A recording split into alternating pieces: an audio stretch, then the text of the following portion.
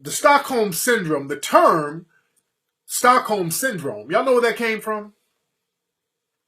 Stockholm Syndrome, that came from a bank robbery in Stockholm, Sweden in the 1970s.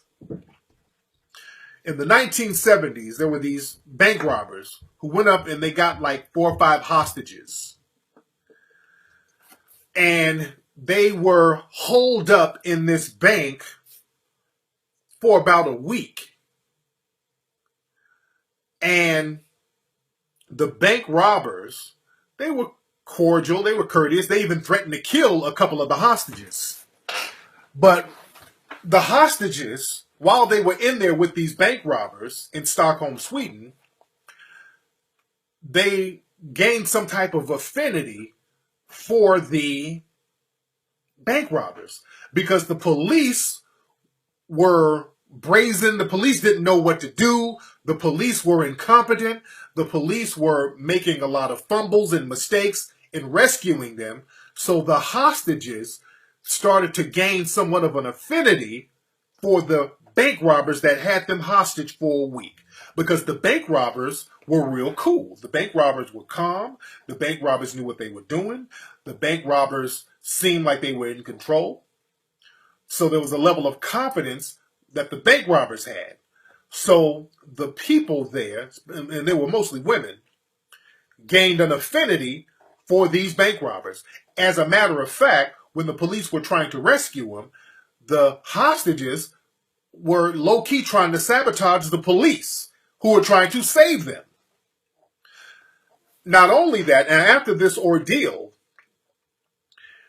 one of the guys went to jail. One of the guys who went to jail, one of the hostages, from what I understand, one of the female hostages, was waiting for the guy to get out of jail so she can get engaged to the guy.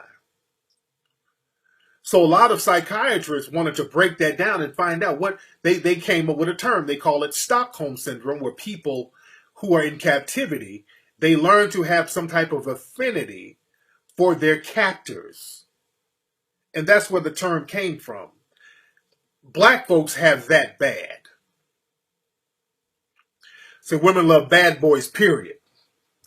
But the thing is, what it is, when people have captors who seem to be confident in what they're doing, you gain an affinity for that, even though it's detrimental to you.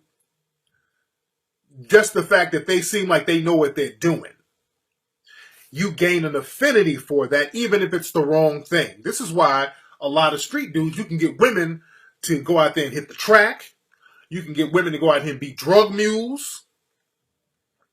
Because even if you're doing the wrong thing and you got somebody hemmed up, the fact that you have a certain level of confidence about what you're doing, people will gravitate towards that. Now, white supremacists, they're very confident about white supremacy. The white supremacists, they are extremely confident about white supremacy. They are diehard. I'm breaking this shit down tonight. The white supremacists, they're very confident about their white supremacist beliefs. Black folks are the ones who are confused. We act confused over shit when it's painfully obvious. This is why we have a lot of Negro bedwenches out here, especially with that Stockholm Syndrome mentality. Because when these sisters, they get around black men, a lot of brothers are confused. A lot of brothers don't have a plan. A lot of brothers don't even want to challenge the system of white supremacy. You got a lot of brothers out here who are coons. But the white supremacists, they're very confident about what they do, even if it's wrong. They're very confident about what they do, even if it's completely wrong. And then you gravitate towards something that's completely wrong simply because certain people have a confidence that you don't have. Because that's what it's really about. A lot of black folks don't have a certain level of confidence. Even dudes will gravitate towards a white supremacist because they don't have a certain level of confidence. So you gravitate towards those who do have that confidence. Pimping and hoeing.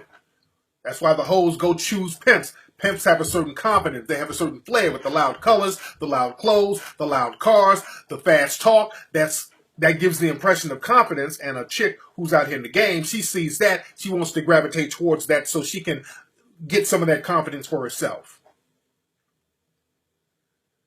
So a lot of black people have Stockholm syndrome when it comes to dealing with the white supremacists. You get around the white supremacists and they have you doing the wrong thing that works against your own best interests all the time. That's why we got to get a certain level of confidence that we can do things on our own without having to buck dance and bow down to the white supremacists. That's why stuff like Hidden Colors is so important. You know, even to this day, people don't want to believe that Hidden Colors is like 100% black owned.